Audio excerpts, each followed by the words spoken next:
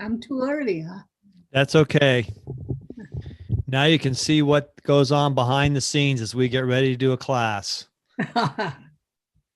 You have a lot of assistants I support. do. Yeah. I have a lot of assistants tonight. I think this is going to be a very full class.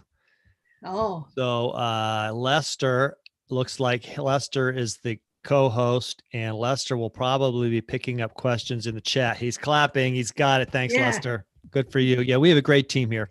Lester, That's great. Harry, and Nina. Nina's our tech person. If anybody has you, she told you need to turn on your microphone or unmute yourself. Nina is from Las Vegas, I think. Wow. Yep, Yeah. she's nodding. Yeah. I used to Yeah, get. it's 90 degrees. Ooh, okay. Ooh, that's uncomfortably warm all of a sudden. Yep. Okay. So most of that are open in Las Vegas right now? Most of the Yeah. places. Most of the places are starting to open full time.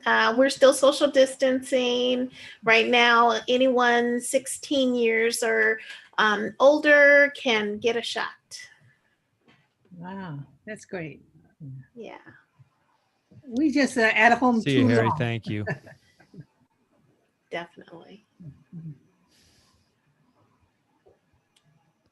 I'm going to duck out for 1 second while everyone's coming in, and I'm going to make sure that Rick Steves is ready to go. Okay. He is. Okay, I'm back. He's online or just No, Rick Steves is going to be next Tuesday night. Oh. Tonight, we're going to look at some island hopping video of Rick Steves and discuss island hopping. I don't know that we'll get through all of them. We might cut it. I might cut it off after 20 minutes. Oh. But it's really great. I just watched them all and I really enjoyed them. Oh, which part of which islands? Which are the He goes to Malta in the Mediterranean. He goes to Capri off the coast of Italy. He goes to the Isle of Skye in Scotland. And then he goes to the Orkney Islands, which are off the north coast of Scotland. And I have been to some of the other Hebrides, but not to Skye. I would love to go there someday. Welcome, everyone. Good evening. Welcome to our warm-up for Rick Steves, the live Rick Steves.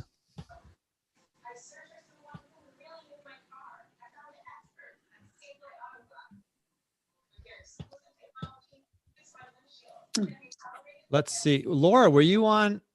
Yes, you're unmasked. I know that is so funny, and my hair is still pulled back from wearing a hat. I work at U of M dining, so I just got home. I'm like, oh my gosh, this is going to be so funny. I didn't know you were the same instructor. How cool is that? I'm the host tonight. I see Regina, only I see Regina's avatar. Welcome, Regina. I see a lot of familiar names and faces here. Hi, Russ. We were just on your other tour. Hi, Joanne. Welcome. And Frank is behind me. Hi, Frank. Joanne and Frank were just in my last class. We did a class about an hour and a half ago on how to use phone and online apps to plan and track your travel. And you know, Joanne, I forgot one I was going to show. It's not, I don't keep it in with my other travel apps, is Google Translate. Yeah, and I use that. Google Translate is very handy for many things. I don't know if everyone knows that you can use Google Translate. Like if you're in a restaurant and you want to read the menu, you turn it on to camera and it'll read whatever it sees and will attempt to translate it. Translation isn't always right, isn't always good, but sometimes it's spot on. And that's one I use a lot. You can also say something that you want to express to someone else and then make it translate for you and then show it to the other person if you're in a country where you aren't able to say what you need to say. Welcome, everybody. Well, we've got a lot of folks here so far, 41. Wow. And I've got we and Bridget and Jack and Yuping and Gloria. I'm sorry if I don't pronounce anyone's names right. I'm trying. And Laura and Sue and Nadine and Petra and Teresa and Joanne and Frank, who's with her in the background, and Cindy and Tracy. Hi, Tracy. Tracy's been to a lot of my classes. Alan, Eileen, Linda, Vivian, Hiroko, Wow. Nikki, Regina, Linda, Elaine. Elaine, you were in the last class. Elaine's got her garden behind her there. Anne Marie, Jeanette, Meg, Beverly, Carol Sue. Hi, Carol Sue. Jeannie, Sharon, Sandy, Amy, Soul, someone who's just MB Sisla, Liz, and we still have Lester. Get set up, and we have Cheryl, Ann, Jan, Carolyn, Kathy. Hi, Kathy. I recognize Kathleen, Carolyn. I mentioned already James, Wortley. I think, were you all in a class of mine last week? I'm trying to remember. And Joanne. Hi, Joanne. Joanne was in our class last Friday. I remember Joanne. And Anne Marie. I said Anne Marie. Okay. So we've got 44 people so far. And people are putting in there where you're from. Thank you. I'm seeing we've got, well, Regina didn't say where she's from, but I know that she is from Sturgis, Michigan. And we've got Bridget from Michigan. And Tracy. Allen is from Bloomfield Hills, Michigan. Wee's from California. Joanne, can't wait to travel. Joanne, I can't wait either. She's from Horseshoe Bay, Texas. Is that like Horseshoe Crab Bay, or is that just like some horses used to drop their shoes there? Or shaped like a horseshoe? That's probably what it is. I know Horseshoe Bend in Idaho. It's a big bend in a river. It's shaped like a horseshoe. That's what I would have On the guessed. lake. On the lake. Okay. Nikki Taylor's from Roseville, California. Kathy's from Grove City, Ohio. Jeanette's from Virginia Beach. Well, Jeanette's from not that far away from me, the other side of the state. Well, it's probably close to 4 hours, but it's the other side of the state.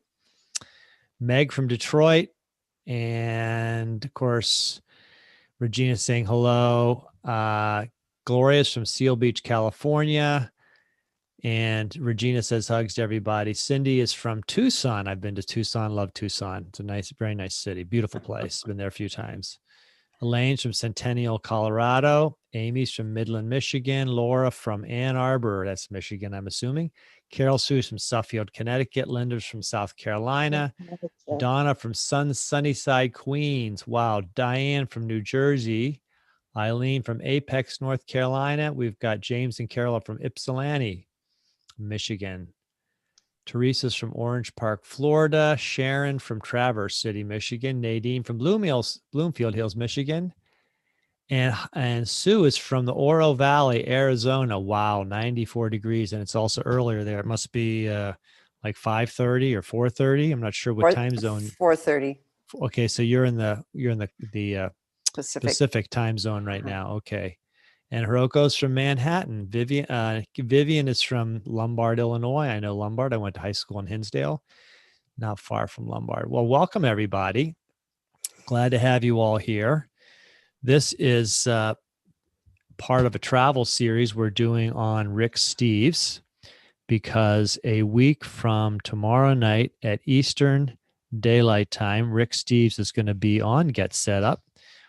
We're very honored to have him come and talk to us, and we'll hear all sorts of wonderful things from him. Who knows what? I love to hear Rick Steves talk. And, I found out something from a newspaper article about Rick Steves.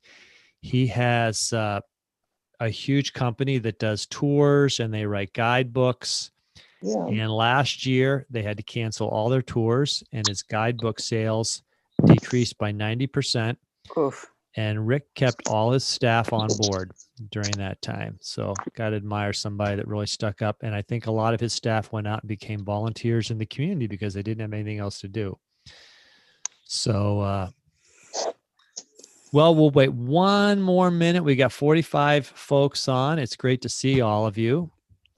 I'm Russ, your Get Set Up guide. I'll formally introduce myself in just a minute.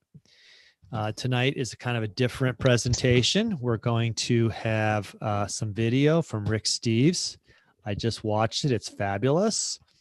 And then we're going to have some discussion to see if anyone has been to any of those places and can tell us about their experience. We're going to see Rick go to the island of Malta, the island of Capri, and the Isle of Skye. He also, in part of the video, goes on, if you stay with it, he goes to the Orkney Islands, which is an ambition of mine to go to, but I think we might be out of time. And Tracy's saying that Rick Steves was on the podcast, How I Built This. Fascinating. Oh, that sounds good. Let's write that one down. How I Built This. Very good. Rick Steves, How I Built That Podcast.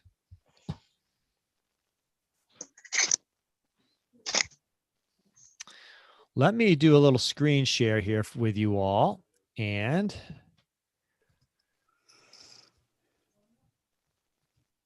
do a little bit of talking about our new travel series. Everybody see something that says Island Hopping Monday? Okay, that's Rick Steves, European islands. That's actually not one of the islands that he visits in tonight's video. That is an island in the Firth of Forth in Scotland, though it's not that far away from one of our videos tonight, the Isle of Skye. I'm Russ Eanes, your guide. I'm from Harrisonburg, Virginia. I'm a writer, a walker, and a cyclist. I formerly was a book publisher, where my favorite thing was to help authors shape their ideas into a book. I'm also, by the way, an avid traveler. Travel a lot around the U.S., and I've had 16 overseas trips. And I would have had 17, except for the 2020 happened. And like everyone else, I didn't go anywhere outside of the country. And in the entire year, I think I went to the ocean once with my grandkids.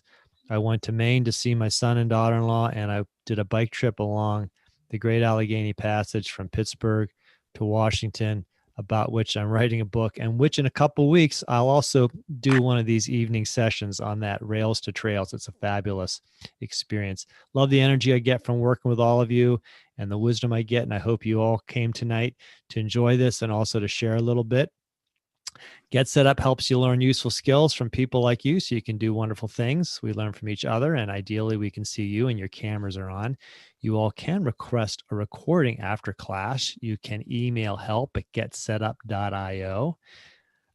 And maybe our handy TA will put that in the chat. So if you want to copy that down, it'll be in the chat. If you're joining by live stream, hey, the best way is to participate is to join us and register for a class, and then you could join right in on the Zoom like this and ask a question. We are, by the way, not paid to promote any specific products. I'm not sure I'm going to promote anything tonight other than Rick Steves, but hey, we're bringing Rick Steves on, so we are going to promote Rick Steves. He's coming April 13th. That is a week from tomorrow, 8 p.m. Eastern Daylight Time. This is the link. www.getsetup.io/Rick Steves if you want to register for a chance to join that class. A lot of people want to join it. There is a limitation. However, it will be streamed live. So if you know the Get Set Up homepage, so when you go to take a class and you go to the Get Set Up website, on the homepage on the left, about third or fourth icon down, it says TV. You click on that and you can see whatever is streaming live. We stream live. I'm not sure if we're quite 24 hours around the clock, but we're pretty close to it because we are worldwide. That we have Get Set Up in India and Australia, and there's programming around the clock. And we often, I'm not sure if we have something streaming live all the time, but I'm going to take a guess that we do. Rick Steves will be streamed live there, so you can watch it.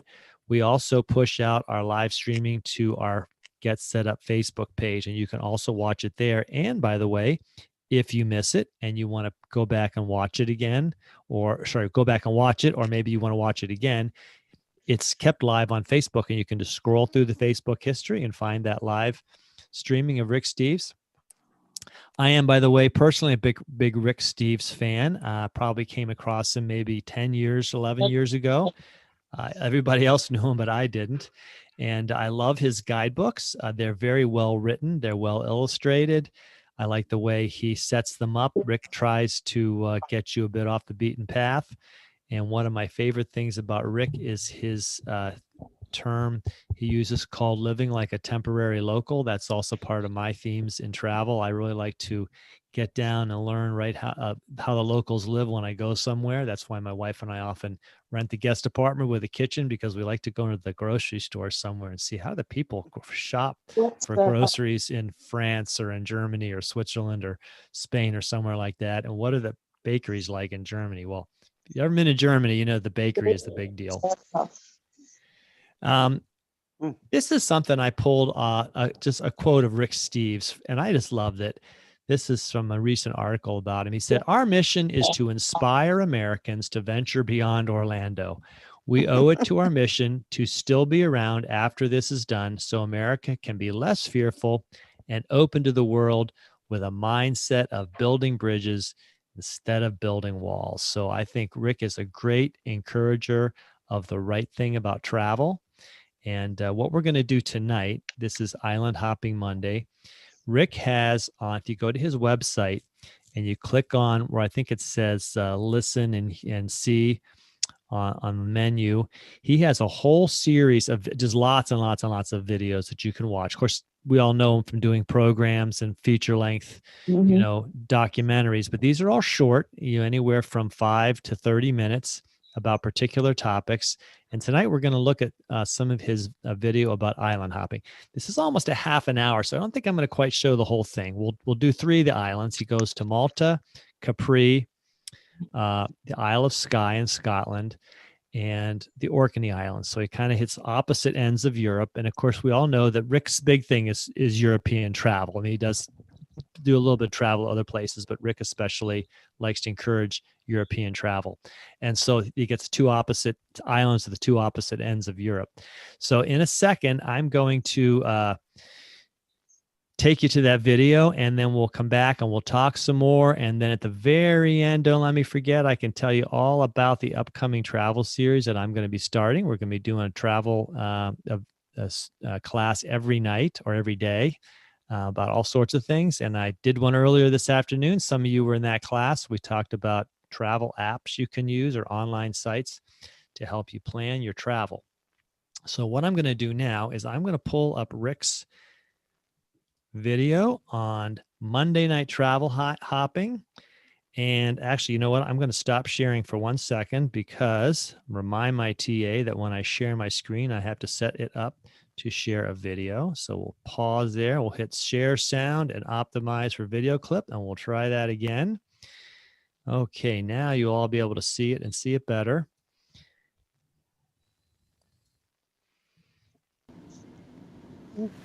Hi, I'm Rick Steves, and this time we're Everybody sailing to the seeing this? remote and fascinating island of Malta.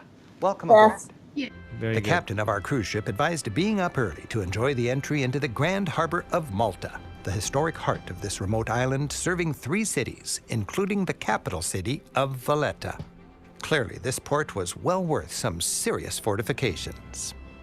And with the different port everyday schedule of our cruise, we'll have a busy day to explore it. Our ship just squeezes into the historic harbor, and in moments, we're in the old center of town, ready for a full day of sightseeing. Malta is a tiny, independent country set between Sicily and Africa. With a culture enriched by a long parade of civilizations, it's a strategically placed island nation with an extraordinary history. The capital city of Valletta is a stony monument to this hard-fought history. Government buildings seem to demand obedience. And a commanding view from the ramparts of the heavily fortified harbor reminds the visitor of Malta's strategic importance through the centuries. Today, it seems the main strategy is staying out of the sun. The charming Baraka Gardens are filled with people enjoying the shade and the refreshing ambience of a fountain. The sleepy island vibe is easy to experience on a daisa, the traditional Maltese gondola. These quaint vessels stay busy shuttling people across the harbor, nowadays with the help of a very non-traditional outboard motor. Or you can just check out the local gang fishing. Of the many cultures that shaped it, perhaps the most obvious is its British heritage. Malta spent 150 years as part of the British Empire. In World War II, it was a key Allied naval base and therefore was devastated by German bombs. Much of Malta has been rebuilt in recent years. While it gained its independence in 1964, Malta retains its British flavor. English-style pubs and food, statues of queens, and red phone booths. While its first language is a Semitic language called Maltese, English is virtually universally understood. If this feels like a fortress city, it's because it was the capital of the Knights of St. John, also known as the Knights of Malta. The Knights of St. John were headquartered on the Isle of Rhodes, but in 1523 they were defeated by the Ottoman Turks. They retreated here to Malta, where they set up their new capital and built a huge fortress in anticipation of another Turkish attack. Malta's stout walls, many of them incorporated into existing limestone cliffs, survived a siege in 1565 of 40,000 Ottoman sailors. The stately Grand Master's Palace is a reminder that most of the stonework in this stony city dates to the period that followed. It's called the Knights period, from 1530 to 1798. That's when this was the leading city of the Knights of Malta. The grid plan of streets was laid out with the new fortress. After the Turkish threat passed, the city was ornamented with delightful architecture, including characteristic enclosed balconies called galleria. As you stroll, you'll enjoy an inviting and nostalgic patina of age in its facades.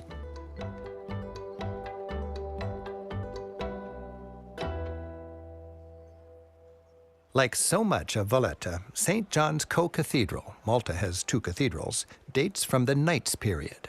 While austere outside, its interior is fabulously Baroque.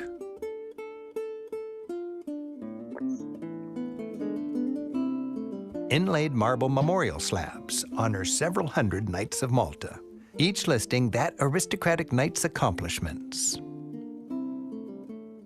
The Order of St. John was represented by 8 countries, and each had a chapel here at the Order's High Church. This chapel was from Aragon. Paintings tell the story of the Order, how the knights were originally serving knights whose mission was to care for pilgrims venturing to the Holy Land, how they evolved into a military power with a mighty navy, and how ultimately Christianity would triumph over the Muslims. A highlight is the largest canvas ever painted by Caravaggio, the beheading of St. John the Baptist. Painted in 1609, he gave it to the cathedral. Notice his signature mastery of the play of light. The Maltese cross is the symbol of the Order of the Knights of Malta. The knights wore it on their robe. The cross represented the 4 virtues, and its points, the 8 beatitudes, as well as the 8 countries making up the multinational order. Within a short drive from the main city are a number of interesting sights. Sleepy towns come with both oversized churches and laid-back locals. Tiny and remote harbors hide out along the dramatic and rugged coastline. Local guides take tourists to numerous nooks and crannies, including the island's Blue Grotto. The landscape, which seems timeless, is dotted with prehistoric ruins dating back an astounding 5,000 years. Megalithic sites like Hajj Arkim are evidence that in roughly 3000 BC, settlers from Sicily arrived in search of arable land. While the humble mud brick village that once surrounded this temple is long gone, stones from the temple still stand. Archaeologists believe this was a temple to a fertility goddess, and that it functioned as a celestial calendar. Malta, dotted with small family farms, has been terraced since ancient times. Rock walls defend against erosion. Without them, the thin layer of topsoil would be lost to the steady Mediterranean wind. The land feels burned off. Locals are nostalgic about the days just a few years ago when it used to rain more. A short drive away is the fisherman's harbor of Marjaschlak. A favorite with cruise travelers, it's home to a fleet of typically Maltese fishing boats. While Marjaschlak has a fine main square and church, the action is along the harbor, especially during the Sunday market when it's all about fish. Tradition says that the shape of the boats goes back 8 centuries before Christ, to when Malta was a Phoenician colony. These colorful boats pop in the dazzling sunlight, seeming to celebrate yet another distinct heritage of the Mediterranean world.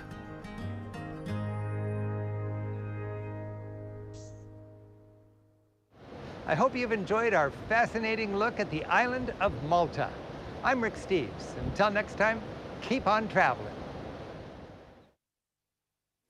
For a great day trip from Naples, Positano, or Sorrento, catch the early morning jet boat to the Isle of Capri. The Isle of Capri was first made famous as the vacation hideaway of Roman emperors. In the 19th century, it was the haunt of romantic age aristocrats on their grand tour of Europe.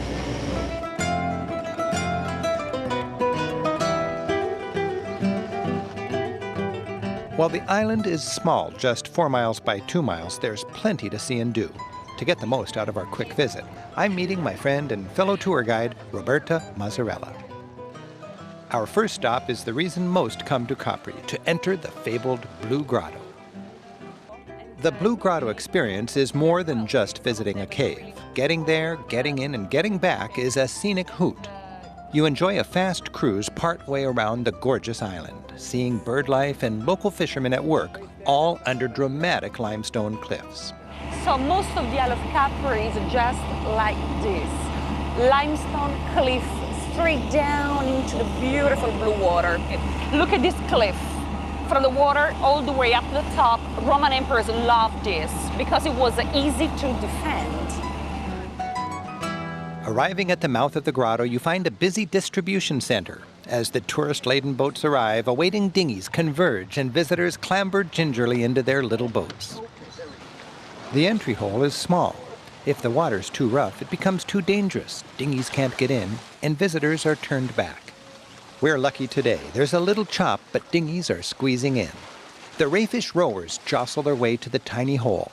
Tourists scrunch down safely below the gunnels, and the guides pull fast and hard on the cable at the low point of the swells to squeeze you into the grotto. Wow. Inside the 60-yard-long cave, the sun reflects off the limestone bottom, giving the grotto its famous brilliant blue.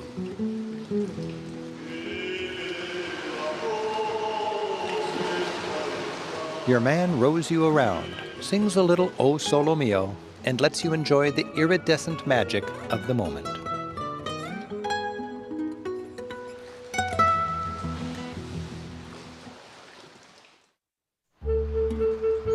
Capri, the largest of the island's 2 towns, sits in a saddle above the port. Piazza Umberto is the main square of this cute and touristy shopping town. The main drag is nicknamed Rodeo Drive for its exclusive boutiques.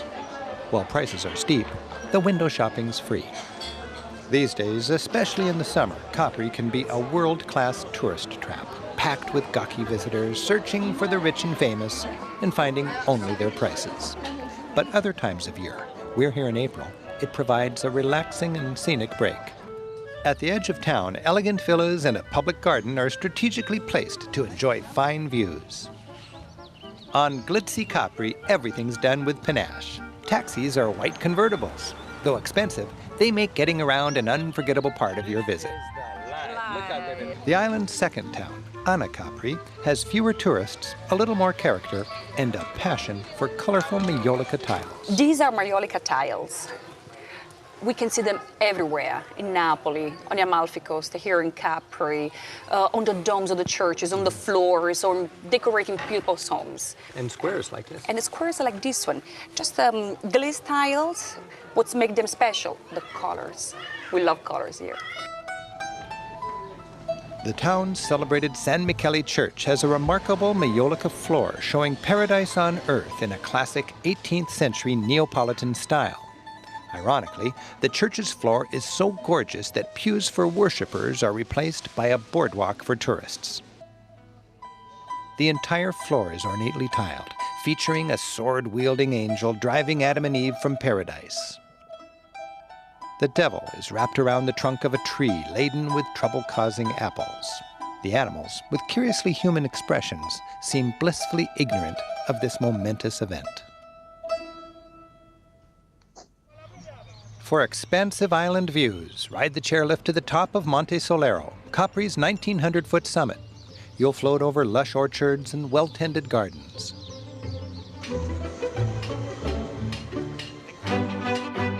At the summit, you'll enjoy the commanding panorama of both the Italian mainland in the distance and the Isle of Capri. Cliffs are busy with birds, enjoying a little R&R break during their migration, tending scenic nests, and soaring on a steady sea breeze. The Fariglioni Rocks are an icon of the island, with tour boats squeezing through every few minutes. And from here, the hike down is a delight. It's clear to me why Roman emperors chose this island as their holiday escape, and why today so many travelers include the Amalfi Coast in their Italian travel plans. Thanks for joining us. I'm Rick Steves. Until next time, keep on traveling. Ciao. Ciao. Offering some of Scotland's best scenery, the Isle of Skye is understandably popular. Narrow, twisty roads wind around Skye in the shadows of craggy, bald mountains, and the coastline is ruffled with peninsulas and sea locks or saltwater inlets. Skye, while Scotland's second biggest island, about a 2-hour drive from south to north, has only 13,000 residents. And it's been that way since the Highland clearances back in the 1800s. That's when wealthy landlords decided sheep were better for their bottom line than people. Landless peasants were driven out, and to this day, the island's population is half what it used to be. While plenty of tour buses cover Skye, it's a great place to have your own wheels. The island is dotted with scenic roadside attractions. The Sligachen Bridge offers a classic Skye view and a good reminder to stop the car and get out. The Coolin Mountains tower high above, and above the bridge looms the cone-shaped Glamag Hill. Around here, people really know how to have fun with nature. As a matter of fact, every summer there's a race from the bridge to the top of that mountain and back. Last year's winner, 44 minutes. If you know where to look, the island is strewn with the scant remains of past civilizations. Just a short hike from a handy parking lot is Skye's best preserved Iron Age fort, Dunbeg. To get the most out of our Isle of Skye road trip, I'm joined by my friend and fellow tour guide, Cullen Mayers. Exploring this prehistoric stone tower connects us with Skye's distant past. Judging from these stones, the tower once stood much taller. I love scrambling through ruined castles, and this one is particularly evocative. Well, people have been living on the Isle of Skye for thousands of years, and this place, if you imagine, it probably had a timber frame inside, 3 stories high. They would get in here, and under times of attack, they could gather in here, the community, men, women, children, and their domesticated animals, and we think this was built around about 2,000 years ago.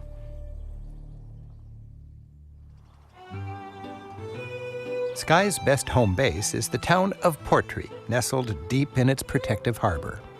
Portree, with its narrow streets and humble shops, restaurants, and hotels, is the island's largest town and tourism center. As Skye gets more and more popular, Portree gets jammed with visitors in the summer. The harbor side, once busy with its historic kelp gathering and herring fishing economy, like the rest of the town, is now dedicated to tourism. Fish and chips is a standby for a cheap lunch. Grab a spot and enjoy the view. But be on guard, those seagulls are hungry too. Hey!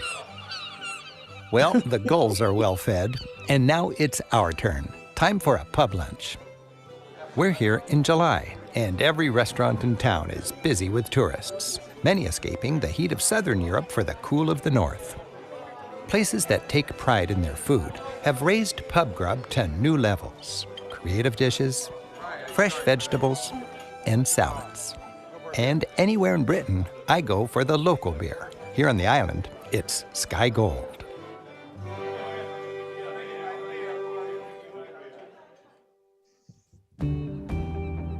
The highlight of our Isle of Skye visit is driving around the scenic Trotternish Peninsula.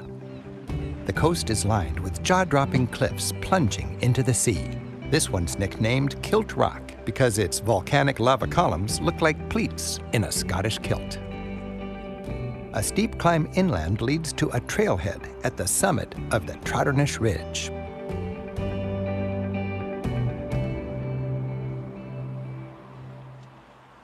Man, we're lucky to have a place to park. Skye is well discovered these days, but you can still get away from the crowds. Make a point to get out of the car and take a hike.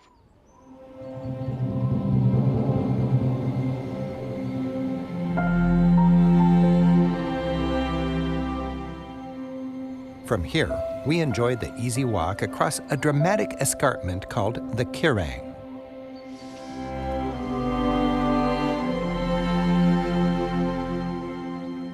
Hikers are richly rewarded, enjoying unforgettable views of the Isle of Skye and the distant mainland.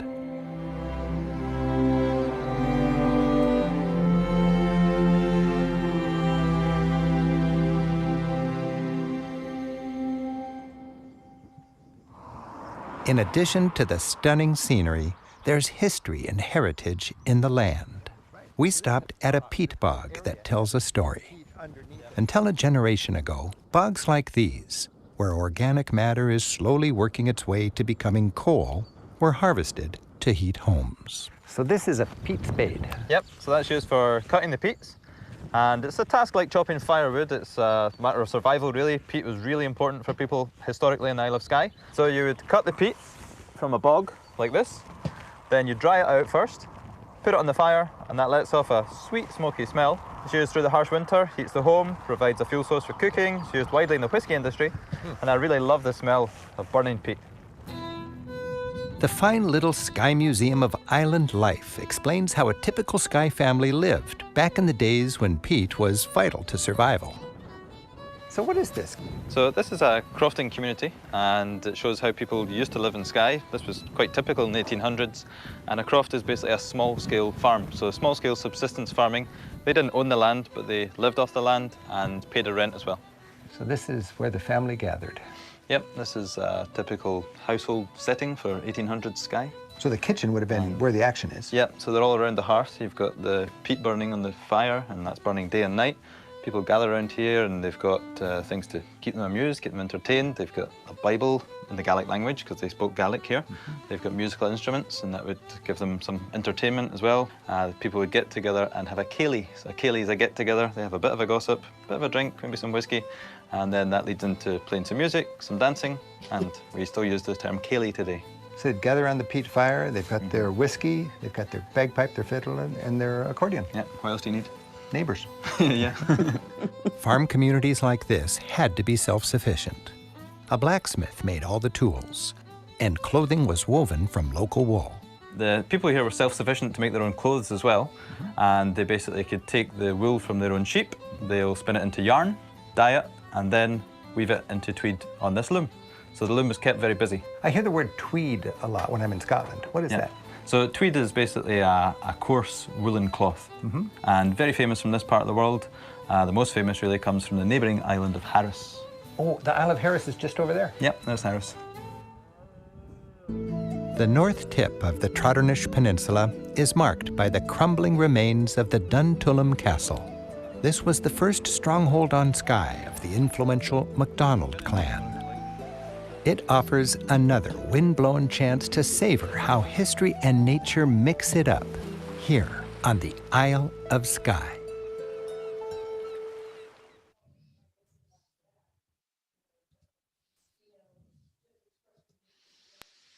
Well, how was that? Beautiful. If you Wow. look, Nice. Beautiful. If you go on with it in the Rick Steves site, he goes to the Orkney Islands. It would have taken another 10 minutes. I want to make sure we had a chance to share with each other about some of our similar experiences. I learned a lot. I had heard of Malta before, but I didn't know. I'd never stopped to put two and two together. The Maltese cross came from there. I'd seen the Maltese cross symbol, and I sure enjoyed when they were on Capri that they scooted through that little tiny opening into their grottos. That was quite something. And I haven't been to the Isle of Skye. I'd like to. I've been to some of the other Scottish islands, but it looks absolutely fabulous for hiking. Anybody here been to any of those places, Capri or Malta or Skye? Laura and Anne Marie. I have been to. I've been fortunate. I've looked at how many trips you've had, and I just counted, and I've been to Europe 17 times. So it's pretty amazing. And Italy was 7 out of the 17. So I did go to Capri. I went to Amalfi Coast and Sorrento, which you didn't mention.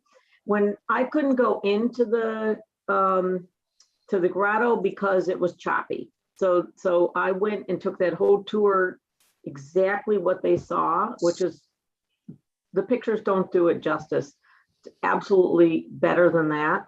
And the blue is way more blue than his video showed, at least from what I could see, but it was choppy and I couldn't go in. But the last thing I want to add to your good stories here is Malta. If anybody has Netflix and they can watch, oh wait, I don't think it's Netflix. I think it's Hulu. Mediterranean Life. It's a little series. It'll do a whole wonderful feature on Malta. And that's what turned me on to wanting to go to Malta. So it's on my list besides Portugal. So yes.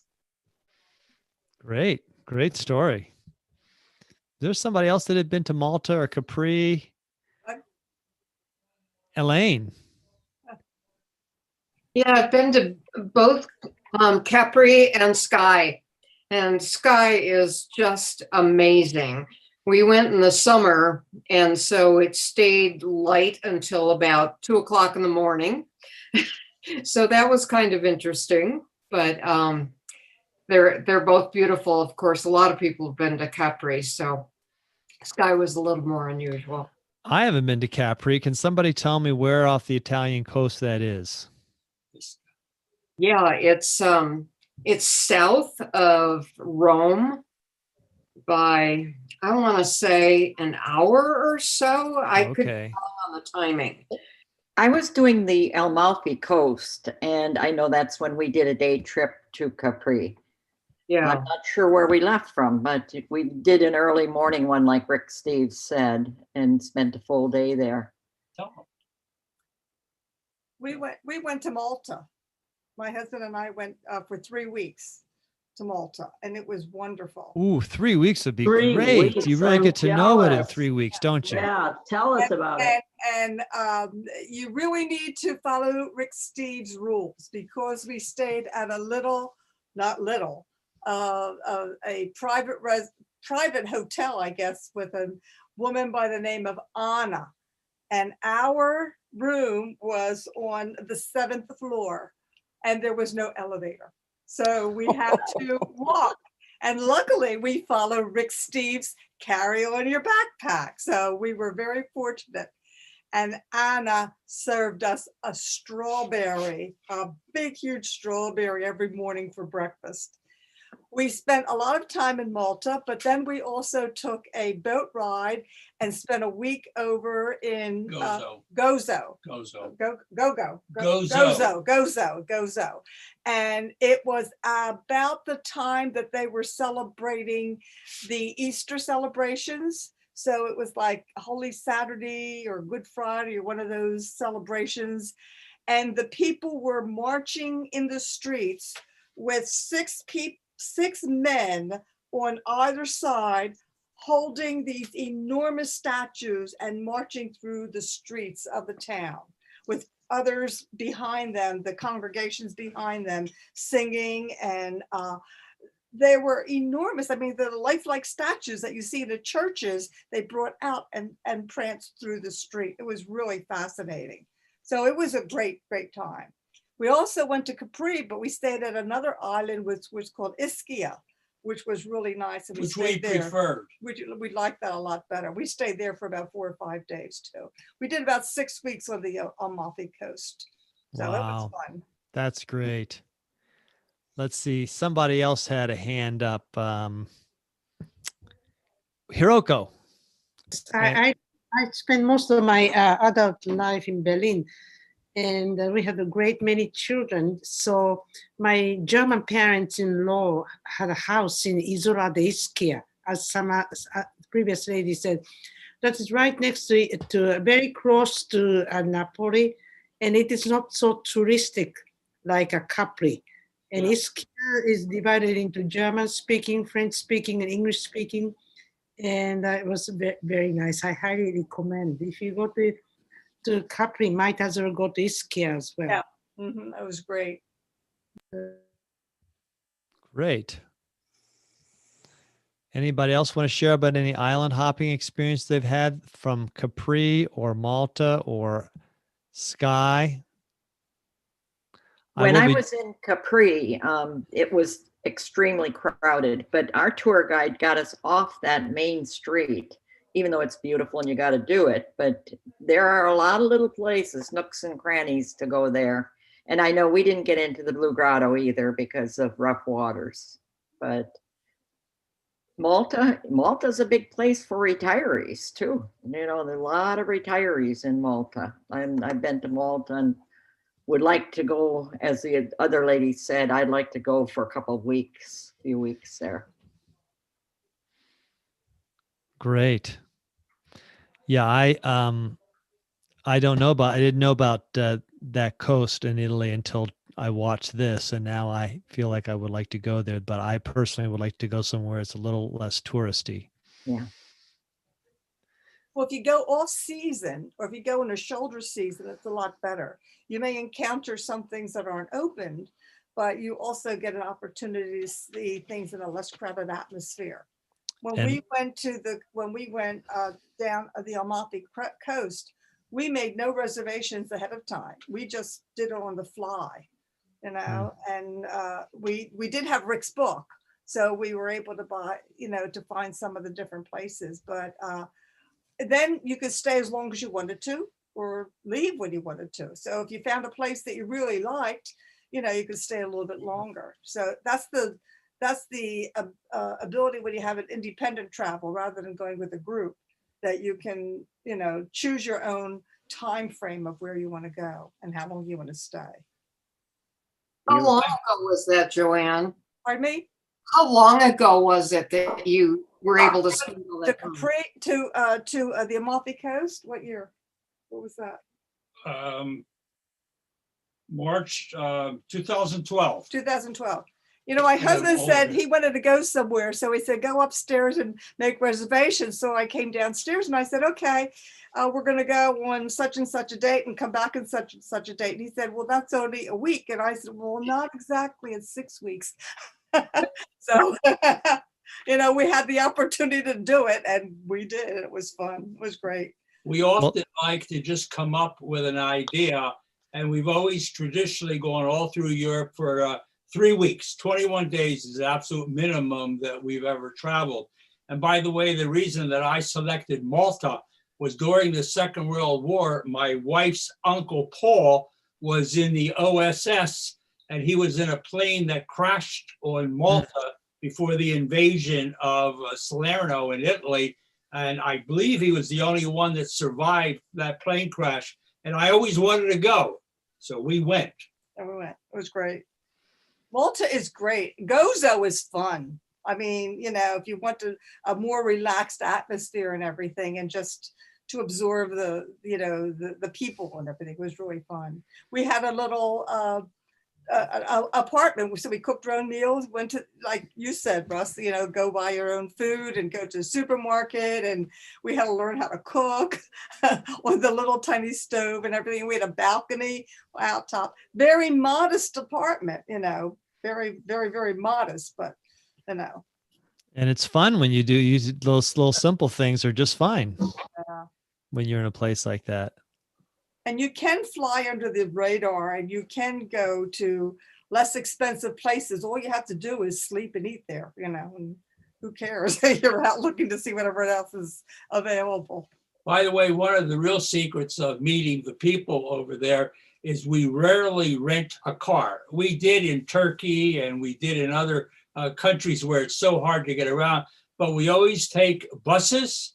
And I told you earlier, I carry the passport and I carry the money and I have the bus schedule. So she said, we got to go there. And we do, we hop on a bus. There have been times when we pulled into, say, a train station and we looked to the north and there was rain coming. So we'd run across the platform and jump on a train going the other way until there was no clouds in the sky.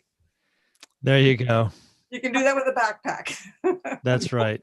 We bought our Rick Steves backpack in 2011, and they've been to every country, and other people have borrowed it from us. So that's a good basis. Good for you. We actually have a couple of those too. I always love how Rick Steves is traveling all over the world, and he's got on his blue jeans, his sneakers, and a little knapsack strung over one shoulder. Yeah. You don't need a lot. There are laundromats everywhere you want to go. That's right. Wash out your things at night. Yeah. One of my tips.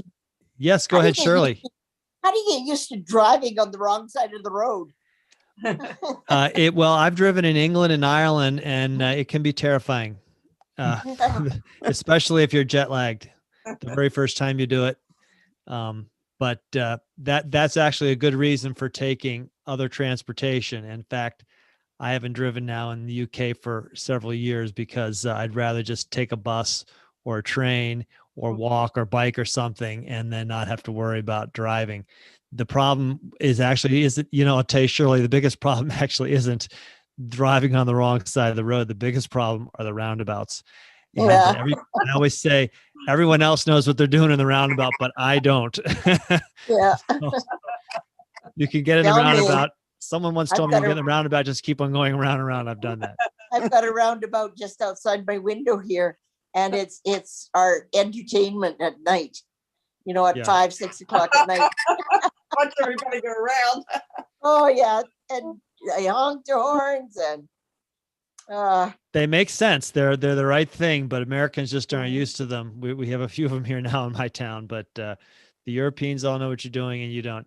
I will say, Joanna, it's even more frightening on a bike, and I've gone around roundabouts 3/4 of the way around on a bike. Fortunately, I was with a group of people, and I will say the drivers are very respectful of bicyclists. So another tip, if you're not driving and you are taking other transportation, look both ways before you step out. One of our friends actually got hit by a car because she looked the wrong way. Yeah. In London, on the side of the road, they say, look left? Yeah. Look to the right. It's the opposite side of what you'd expect. And it's hard to do if you're moving fast and doing a lot of walking. I mean, you lose your track and sometimes don't. So I can see how that can happen. I'm going to just share one more thing with you all in the last couple minutes we have here. I'm going to show you a little bit more about our upcoming series. And this is the upcoming regular travel series that I'll be doing. We're going to do one night a week. We're going to do destinations, places we've been, places to go. And these are some of the places that I've been, but I'm also working with different members of the GetSetUp community that would like to share about where they've been. I think in the class we were in earlier today, somebody told me they would like to talk about their trip to Cuba, and I thought that was great. We're going to talk about active travel, what I call going by foot, pedal or paddle. I'm learning to paddle now. I've been on foot and pedaling for years, but I recently took a trip down the Shenandoah, part of the Shenandoah River on a kayak, and I really loved it. We're going to do some evenings where we're going to talk about practical travel tips to save money, avoid hassles, and enjoy yourself more. We did that tonight, talking about travel apps that you can use.